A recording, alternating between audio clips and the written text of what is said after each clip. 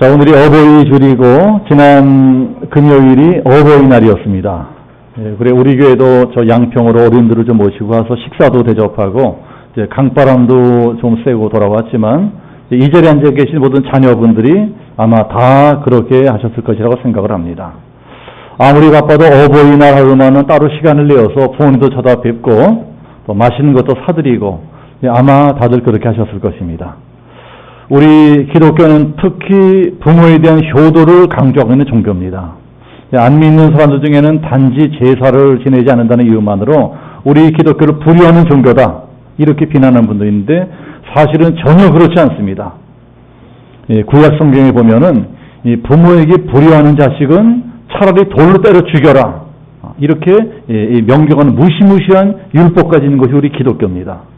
또 10계명 중에도 우리 사람들에게 주는 첫 번째 계명인 5계명에 네 부모를 공경하라 하고 강제로 부모 공경을 아주 못 박아놓고 명령하고 있습니다.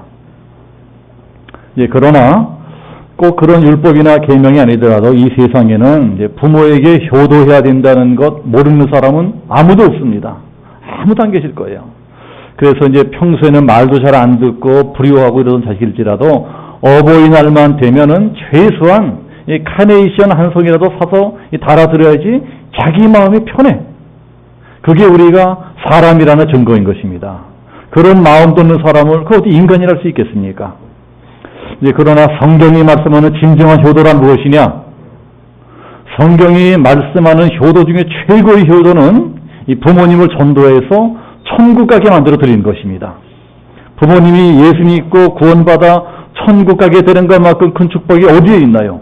그건 정말 그 무엇과도 바꿀 수 없는 최고의 축복입니다. 그러니 그건 만약에 그걸 알면서도 안 하는 사람이 있다면 그 사람은 정말 부모님께 최고로 큰 불효를 저지르고 있는 겁니다. 이 세상에서 아무리 부모님께 맛있는 것 많이 사드리고 좋은 옷 입혀드리고 한다 할지라도 만약에 부모님이 세상을 떠난 다음에 그 영혼이 지옥에 가게 된다면 이 얼마나 끔찍한 일이 되겠습니까? 지옥이란 한 번 들어가면 영원히 나올 수 없는 것입니다. 그러한 무서운 지옥에서 우리 부모님이 영원히 고통을 받으며 살아야 된다는 걸 생각하면은 정말 예수 안 믿는 부모님께 전도를 안 할 수가 없는 거예요. 반드시 전도를 해야 됩니다. 그러니까 불효 중에 최고의 불효는 부모님을 그대로 천국으로 가게 만드는 것이, 지옥으로 가게 만드는 것입니다. 반대로 효도 중에 최고의 효도는 어떻게 해서든 부모님을 전도해서 천국 가게 만들어 드리는 거예요. 우리 예수 믿는 사람들에게는 그게 반드시 지켜야 될 이 사람의 도리입니다. 그러한 구원의 도리를 먼저 지키고 난 다음에 이런 도리도 지키고 저런 도리도 지켜가면서 자식된 도리를 다해야 되는 것입니다. 이렇게 자식도 자식된 도리를 다해야 될 것이지만 또 부모된 사람들도 우리 부모된 사람들도 부모된 도리를 다해야 됩니다. 어른이면 어른답게 살려고 해야 되는 것입니다. 그래서 이러한 어버이날이 되면은 자식들은 자식들대로 부모님께 어떻게 해야 내가 이 자식다운 자식이 될 수가 있을까 이렇게 고민해야 될 것이고 이제 부모님들은 부모님들대로 어떻게 해야 내가 부모다운 부모가 될 수 있을까 고민해야 되는 것입니다. 이것이 이 어버이날의 의미일 것입니다. 지금 우리나라 이 노인 문제는 이미 시한폭탄이 되어버렸습니다. 이 사회는 급속도로 노령화가 되고 있는데 우리나라는 당장 코앞으로 다가온 노인 문제를 해결할 수 있는 능력이 전혀 없어요. 말이 좋아서 100세 시대니 뭐니 떠들고 있지 이대로 한다면은 100세 시대는 축복이 아니라 저주가 될 것입니다. 아무런 생활 능력도 없는 노인들이 대책 없이 100살까지 살게 된다면 과연 그 노년의 인생이 얼마나 지옥 같은 인생이 되겠으며 또 나라는 나라대로 과연 그 천문학적인 노인 복지 비용을 어떻게 감당할 수가 있겠어요? 저 서울 종로라든가 이 파고다운 같아서 머리가 하얗게 새인 이 어르신들이 어디 갈 데가 없어서 이리저리 방황하고 있는 것들을 보면은 이게 정말 보통 일이 아니로구나 하는 거 절감하게 됩니다. 이게 곧 닥쳐올 우리들의 미래인 것입니다.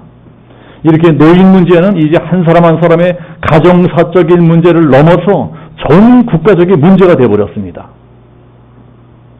젊은 사람들이 아무리 부모를 잘 모시고 싶어도 이게 생각처럼 쉽지가 않은 것이 오늘의 현실인 것입니다. 무조건 젊은 사람들만 잘못됐다고 탓할 수도 없어요. 사실 요새 젊은 사람들이 얼마나 힘들게 삽니까? 청년들은 일자리를 구하지 못해서 아우성들이고, 직장 있는 사람들도 툭하면 명퇴다 감원이다 해서 늘 좌불안석입니다. 장사하는 사람들은 장사하는 사람들대로, 사업하는 사람들은 사업하는 사람대로 경기가 안 좋다고 장사가 안 좋아 나우성들이에요. 요새는 극히 일부에 잘 사는 사람들을 빼놓고는 아무리 죽도록 직장 다니고 장사해도 자기 하나 먹고 살기 힘든 세상입니다. 그러니까 아무리 내가 내 부모님을 잘 모시고 싶어도 그럴 여력이 없는 게 지금 세상인 것입니다. 그러니 이렇게 힘든 시대에 우리 부모된 사람들이 어떻게 살아가야 될 것인가? 어떻게 해야지 우리 부모된 사람들이 비록 나이가 들어서 몸은 늙었다고 할지라도 이 어버이다운 권위를 잃지 않고 여생을 자식들에게 좀 도움도 주고 존경도 받으면서 살아갈 수가 있겠는가 하는 문제를 오늘 말씀에 나오는 주인공인 야곱이라고 하는 사람을 통해서 한번 배워보겠습니다. 자, 이 자리에 젊은 분들도 나는 아직 젊으니까 이건 내 문제가 아니다 하시지 마시고, 이제 곧 노년이 다가올 거예요. 곧 젊음도 사라지고 노년이 다가올 것입니다. 그러니까 이제 곧 다가온 노년을 미리미리 잘 준비하기 위해서라도 오늘 말씀을 잘 새겨 들으셔야 될 것입니다. 오늘 성경도 야곱이라고 하는 사람에 대한 말씀인데, 이제 야곱에 대해서는 우리가 전전주에도 살펴보았습니다. 전전주 말씀이 야곱의 청년 시절에 일어났던 일이라면 오늘은 야곱의 노년 시절에 일어난 사건입니다. 이 야곱에 대해서는 제가 이미 여러 번 설교를 했고요. 그런데 이 야곱이라는 사람은 정말 파란만장한 인생을 산 사람입니다. 사람이 욕심도 많고 야망도 크고 능력도 있고, 그래도 또 권모술세도 능한가 하면 아주 사람이 낭만적인 기질도 있어서 여자들에게 인기도 많았어요. 그래서 연애도 잘하고 결혼도 잘합니다. 또 사람이 사업 수단도 좋아가지고서 맨손으로 목축업을 시작해서 당대 거부가 됩니다. 그 사람은 이만큼 정말 치열하게 인생을 열심히 산 사람입니다. 그런데 그런 사람이랄지라도 나이는 어쩔 수가 없어요. 나이는 이 천하의 야곱도 늙으니까 힘을 쓸 수가 없게 됐습니다. 이렇게 어느 야곱의 시대는 지나가고 자식들의 시대가 도래합니다. 그러나 더 큰 문제는 야곱이 인생 말년에 큰 흉년을 겪게 되었던 것입니다. 온 나라에 흉년이 들어서 야곱한테까지 경제적인 위기가 닥쳤어요. 경제적으로 고생하게 된다고 하는 것은 사실 젊을 때보다도 늙어서가 더 심각합니다. 그렇지 않습니까? 늙는 것만 해도 서러운데 거기다가 먹고 사는 걱정까지 된다면 그건 정말 노년의 최악입니다. 그런데 지금 야곱이 인생 말년에 그 짝이 난 것입니다. 누구나 늙음하게 먹고 살 게 없고 어려워지면 어떻게 하겠습니까? 도리가 없어요. 자식 신세를 져야 됩니다. 그러나 다행히 야곱은 자식 농사로 잘 지어둔 놈이 있었어요. 자식 중에 요셉이라고 하는 아들 녀석 하나가 애국이라는 나라에 가서 국무총리는 큰 출세를 냈습니다. 그래 남은 여생은 그 아들 신세 좀 지고 살겠다고 애국으로 이민을 갑니다. 그렇게 부모가 경제적인 능력이 없어서 자식 신세나 지고 살게 된다면 대개는 부모들이 자식 눈치나 보면서 살아갑니다. 옛날 부모들은 사정이 좀 나았겠지만 그래도 그런 거 지금과 좀 비슷했을 거예요. 아무리 내가 옛날에 대단하면 뭐합니까? 이제는 경제력이 없으니 이빨 빠진 호랑입니다. 자식들이 부모를 위해준다고는 하지만 이미 모든 힘은 자식들이 다 가지고 있으니까 어쩔 수가 없이 자식의 눈치를 볼 수밖에 없어요. 이게 노년인 거예요. 이제 이런 게 옛날에 하는 책임이나 보통 부모들인데 성경을 보면은 야곱은 전혀 그렇지 않습니다. 늙으면 늙을수록 오히려 더 당당하고 더 권위가 있어요. 오히려 잘 나가는 자식까지 완전히 굴복시켜버립니다. 어떻게 그럴 수가 있었을까요? 한마디로 말씀드리자면 야곱에게는 영적인 파워가 있어요. 영적인 파워. 그래서 특히 우리 믿는 부모들은 야곱에게 이런 영적인 파워를 배워야 됩니다. 영적인 파워가 있으면 아무리 부모가 늙었어도 감히 자식들이 무시하지를 못합니다. 오히려 더 부모를 존중해주고 더 마음에서 우러나오는 공경을 하게 돼요. 자, 우리가 이왕이면 자식들에게 좀 이러한 부모가 되어야 되지 않겠습니까?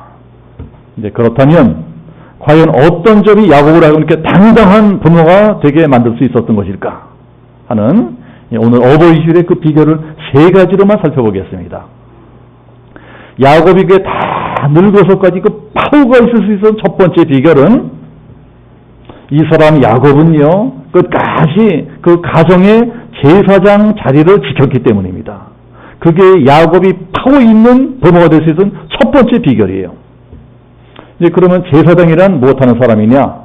한마디로 말씀드리자면은 기도하는 사람입니다. 이스라엘 나라는 제사장 국가입니다. 제사장이 국가를 위해서 기도하면 하나님이 그 제사장의 기도를 들으시고 이스라엘을 지켜주십니다. 그런 것처럼 우리 가정에도 제사장이 있어야 돼요. 누구라도 우리 가정을 위해서 간절하게 기도하는 사람이 있다면 그 사람이 바로 제사장입니다. 그러면 우리 가정에 누가 그러한 제사장이 되어야 될까요? 당연히 부모가 제사장이 되어야 됩니다. 이제 이스라엘 나라의 제사장들이 제사장으로서의 사명을 다 하면서 나라를 위해서 간절히 기도할 적에 이스라엘 나라는 평안해지고 부강해졌습니다. 그러나 제사장들이 나태해져서 기도도 안 하고 타락해지면은 바로 외적이 쳐들어오고 흉년이 들고 화를 닥쳤어요. 우리 가정도 마찬가지라는 것입니다. 기도에 대해 제사장들이 부모들이 기도를 안 하면 우리 아이들의 인생에 어려움이 닥칠 적에 위기가 나타날 적에 하나님의 도움을 받지를 못해요. 이제 이스라엘이 그런 경우입니다. 나라에 위기가 닥쳐올 적에 제사장들이 간절히 부르짖어 기도하면 하나님이 그 능력의 손을 펼치셔서 도와주시고 구원해 주십니다. 그게 성경에 나오는 이스라엘 역사인 거예요. 우리 가정의 역사도 마찬가지라는 것입니다. 어느 집이나 한평생 동안 아무 문제 없이 그저 순탄하게 살아가는 가정은 없습니다. 그런 가정이 어디 있겠어요? 인생 살다 보면 큰 문제든 작은 문제든 늘 이런저런 문제가 생기게 돼 있습니다. 그런데 어떤 집은 그러한 문제를 잘 극복해내지 못하고 그냥 무너져 내리는 집이 있는가 하면 어떤 집은 그러한 문제를 잘 극복해내고 오히려 전보다 더 잘 되는 집이 있어요. 근데 그런 집들이 어떻게 그렇게 잘 될까 하고 살펴보면은 그런 집들에는요 반드시 기도하는 부모들이 있다는 것입니다. 부모가 늘 자식들을 위해서 기도하고 또 기도하고 또 기도하니까 오히려 화가 바뀌어 복이 되는 전화위복의 축복을 받습니다. 이제 그런 부모들이 바로 제사장인 거예요. 기도의 사명을 잘 감당하니까 그와 같은 복을 받는 것입니다.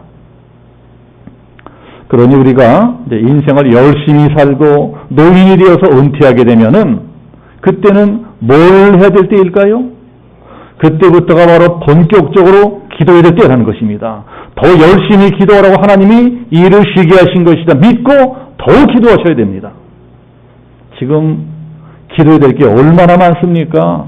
우리 아이들 사는 것을 봐도요 얼마나 고생스러운지 몰라. 요새 아이들이 요새는 세상이 아주 살벌해서 지금 좋은 직장 다니고 사업 잘 되는 아이들이랄지라도 언제 잘릴지 모르고 언제 어떻게 부도가 날지 몰라요. 또 아이들 기르는 젊은 부모들 학원비, 과외비 얼마나 비쌉니까? 대학교 등록금 얼마나 비쌉니까? 아무리 돈을 많이 벌어도 그거 대려면 허리가 휠 정도입니다. 또 대학 나와도 취직하기는 하늘의 별 따기예요. 취직하고 난 다음에도 결혼해야죠, 애 낳아야죠, 전세방 집장만 해야죠. 첩첩산중입니다. 그러니 우리 부모들이 아이들을 위해서 기도할 것이 얼마나 많습니까?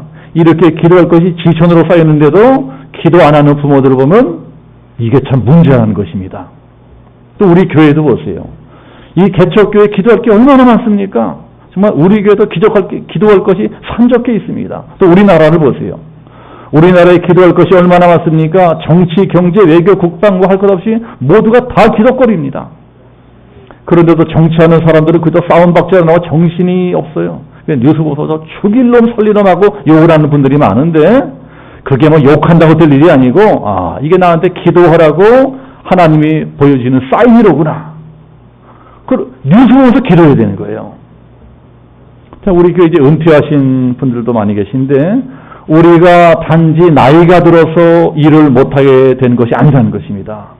이제는 기도하라고 하나님이 시간을 주신 것이다. 이렇게 믿어야 되는 거예요. 내가 은퇴했다고 쓸모없는 사람이 된 것이 아니다. 기도하면 내가 하는 기도로 이제까지 더 큰 일을 할 수가 있다.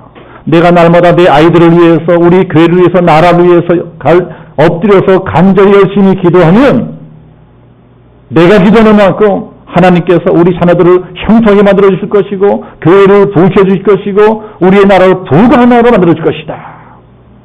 자, 하나님께서는 우리 모든 부모들이 이러한 제사장이 되기를 원하십니다. 그래서 나이가 들면은요, 잠도 잘 오지 않게 하시는 거예요. 잠도 잘 안 와.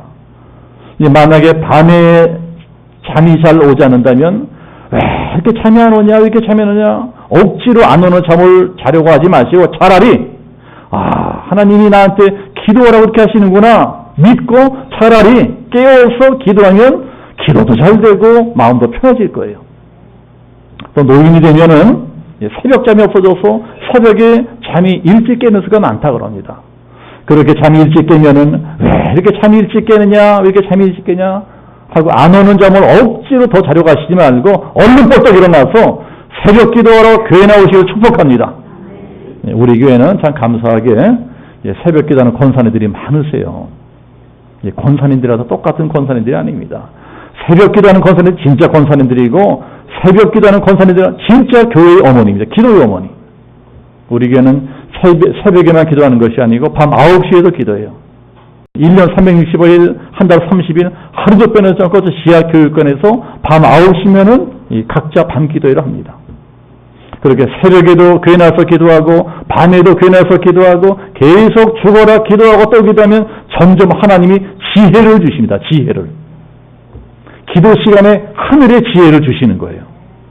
그렇게 하늘의 지혜를 받게 되면 우리 아이들이 보지 못하는 걸 보게 되고 우리 아이들이 미처 깨닫지 못하는 걸 깨닫게 됩니다. 그렇게 내가 기도하다가 깨닫게 된 비밀을 우리 애들한테 말해주는 것, 이게 예언입니다. 예언. 아이들에 대해서 많이 기도하다 보면은 어느 정도까지는요 우리 아이들의 앞날이 미리 내다보이는 수가 있어요. 그래서 비록 내가 우리 아이들이 하는 뭐 직장, 사업 이런 일은 잘 모르지만은 야, 너 근데 기도해 보니까 그거 하면 별로 안 좋을 것 같아. 야, 너 그냥 좋을 것 같아. 한번 해봐. 지혜롭게 조언도 해줄 수가 있습니다. 정말 우리 아이들이 어른들에게 바라는 것이 그런 것일 거예요. 이거는 잔소리하고는 다른 것입니다. 기도 중에 깨닫게 된 것을 말해주면 아이들이 귀를 기울여 듣게 되는 경우가 많습니다. 네, 그러니까 기도 많이 하는 부모를 둔 아이들은 대박인 거예요. 대박. 대박이에요. 대박. 부모가 기도를 많이 하면 아이들의 미래 닥칠 위험이 비껴 지나갈 수도 있고 또 우리 아이들이 자기는 그보다 훨씬 더 큰 축복을 받고 살 수 있는 길도 열리는 거예요. 지금 세상이 얼마나 급변하고 있습니까? 불과 얼마 전까지만 하더라도 중국이 저렇게 커진 누가 상상했었어요? 미국하고 일본이 도로도렇게 찰떡 궁합일지 누가 알았습니까? 중국하고 러시아하고 저렇게 가까워질지 누가 알았어요? 잘못하면 우리만 왕따 되게 생겼어요. 이제까지는 우리가 미국 하면서 미국만 의지하고 살았지만은 지금은 미국도 옛날의 미국이 아닙니다. 앞으로는 이 세계가 어떻게 변할지는 몰라요. 이러니 요새 아이들도 정신을 차릴 수가 없을 겁니다. 이 도대체 무슨 사업을 해야 될지, 어떤 일을 해야 될지, 뭐 먹고 살아야 될지 알 수가 없는 거예요. 이럴 때 우리 부모들이 기도 많이 해서 하나님의 지혜를 받아서 우리 아이들에게 잘 되는 길을 가르쳐주고 피할 길을 알려주면 얼마나 좋겠어요? 그러면 아이들이 저절로 부모의 권위를 인정해주고 존중하게 될 것입니다. 야곱이 그런 걸 아주 잘한 사람이에요. 절대 나이 먹었다고 저절로 존경받게 되는 것이 아닙니다. 야곱은 정말 기도를 많이 한 사람이었습니다. 그래서 어디를 가든 무슨 일을 하든 제일 먼저 단부터. 구약에서 단을 쌓는다고 하는 것은 예배드리고 기도한다는 거예요. 그렇게 열심히 예배드리고 기도하는 가운데 하나님의 음성을 듣고 하나님의 뜻을 깨닫고 그런 걸 아이들에게 가르쳐줍니다. 자, 오늘 읽은 말씀 앞에 있는 이 46장 말씀에도 그런 게 나와요. 이스라엘 나라에 큰 흉년이 들었습니다. 그래서 먹고 살 것이 없어서 요셉이라는 아들이 국무총리는 애굽으로 이민을 가려고 합니다.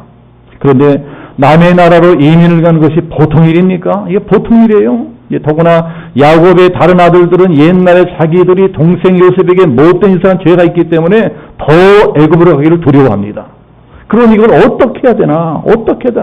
갈 수도 없고 그렇다고 안 갈 수도 없고 가는 게 하나님의 뜻이냐? 가지 않는 게 하나님의 뜻이냐? 우리가 인생 살다 보면 이렇게 어떤 일을 택해야 될지 몰라서 난감할 때가 있습니다. 이걸 택해야 되나 저걸 택해야 되나. 인생을 오래 산 우리 부모들도 그런데 아직 애들이, 이 젊은 아이들이 어떻겠어요? 이걸 해야 되나 저걸 해야 되나. 이럴 때 야곱이 어떻게 합니까? 무조건 밤을 쌓고 기도부터 시작하는 거예요.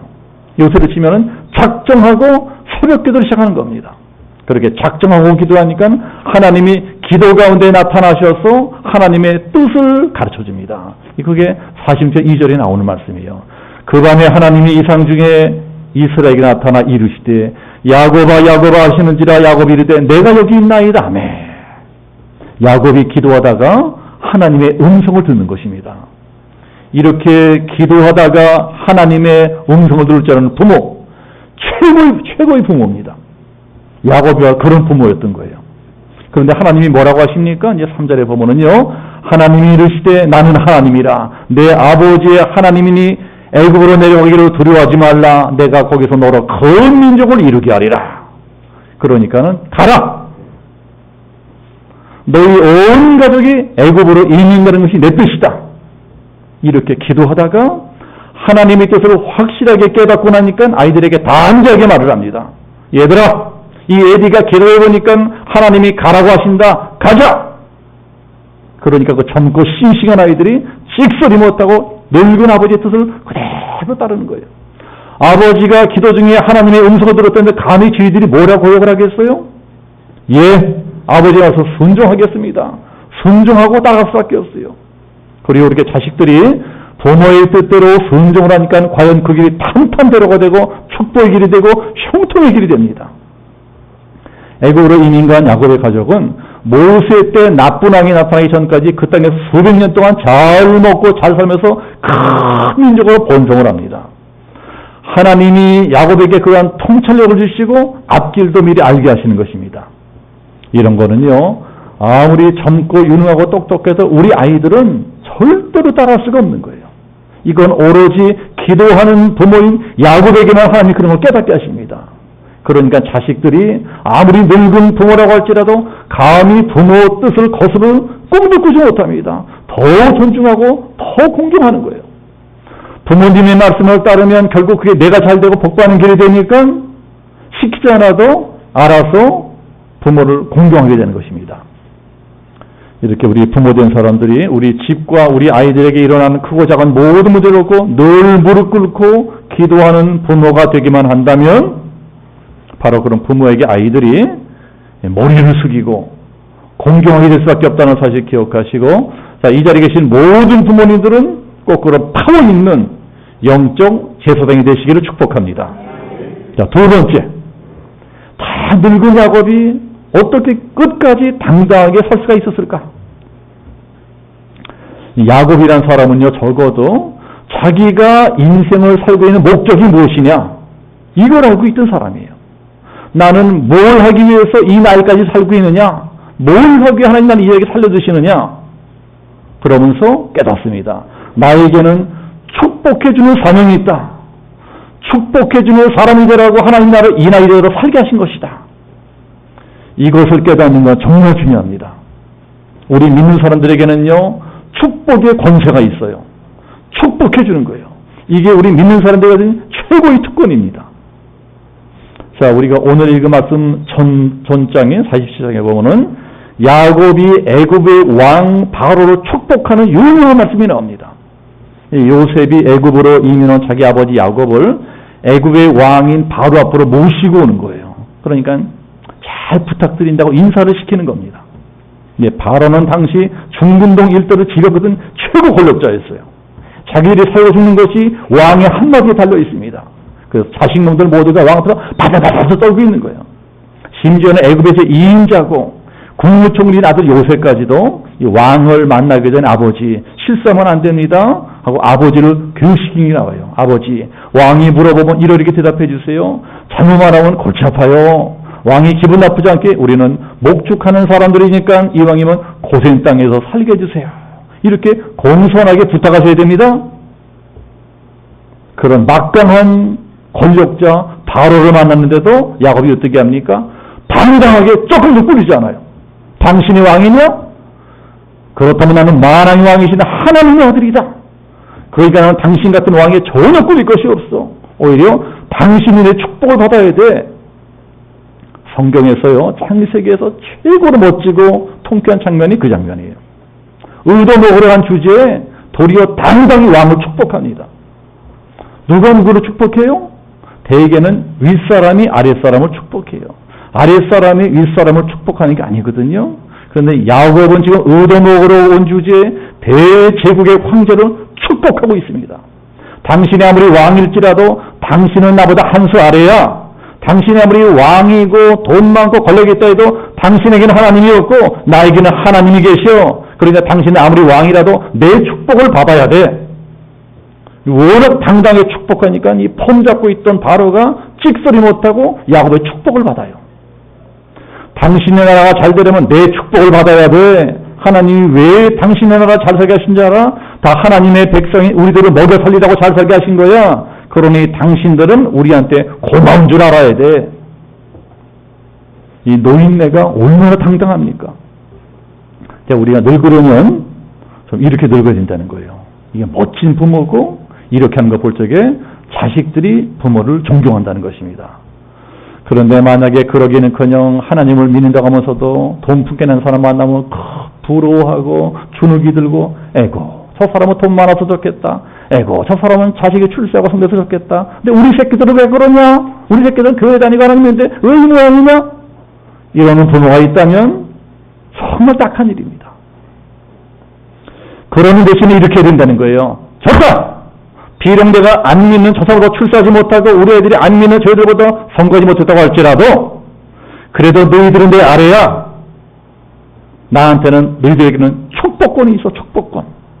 너희들이 계속 잘 살고 싶으면 내 축복을 받아야 돼. 우리 아이가 비록 말단 사원이라고 할지라도 너희 회사가 잘 되는 것은 다 우리 아이 먹여 살리라고 잘 되게 하시는 거야. 하나님이. 그러니까 너희들은 우리 아이한테 감사해야 되고 우리 애는 아직 나한테 감사해야 돼. 이런 배짱. 이런 배짱 갖고 있는 부모. 조금 더 꿀리지 않고 오히려 나보다 잘 사는 사람을 훈계하고 축복하는 부모. 비록 가진 건 아무것도 없다고 할지라도 내가 기도하기만 하면 전능한 하나님이 너희들을 축복할 것이다. 이런 믿음을 가지고 당당히 아이들을 축복하는 부모. 이런 부모가 진짜 부모고 존경받는 부모라는 거예요. 이 자리에 계신 모든 부모님들이 다 이렇게 영적 파워 있는 부모님들이 되시기를 축복합니다. 자, 세 번째, 야곱이 그렇게 인생 말년까지 할아버지가 되어서 당당한 부모로 살 수 있는 비결이 무엇이냐? 야곱은요, 곧 죽어도 자식들에게 딱 부러지게 바른 말 줄 알아요.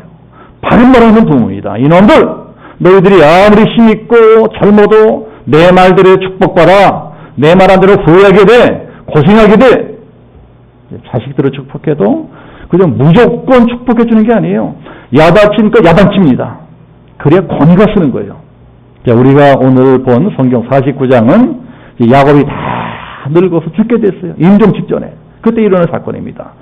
야곱이 이제 죽기 직전에 자식들을 불러 모아놓고 마지막 유언을 하는데 세상에 죽는 자리까지 당당해요. 당당해.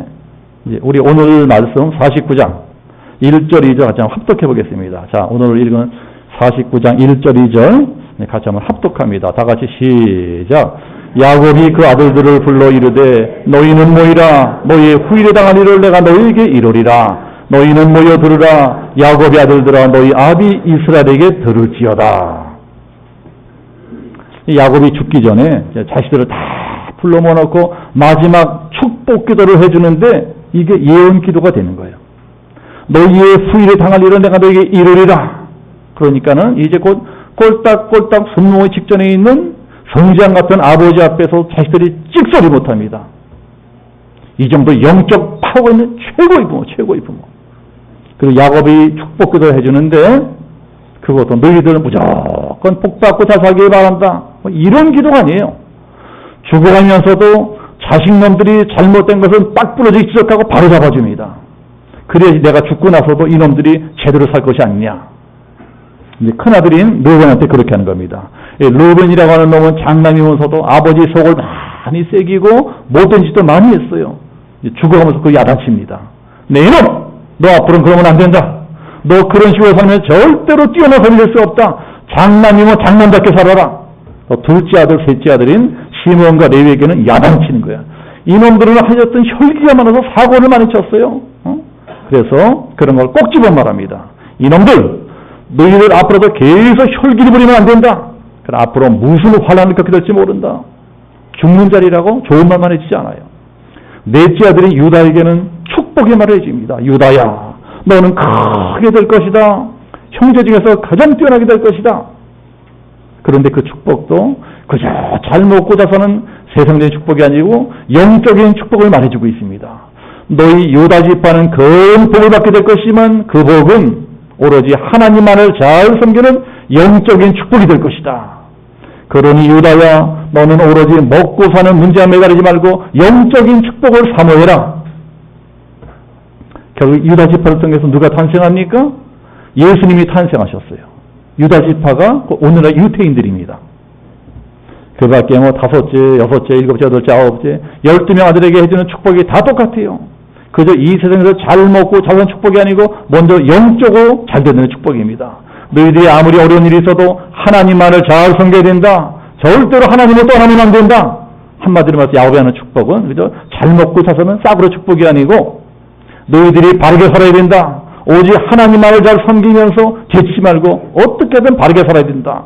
영적인 축복만을 강조하고 있습니다.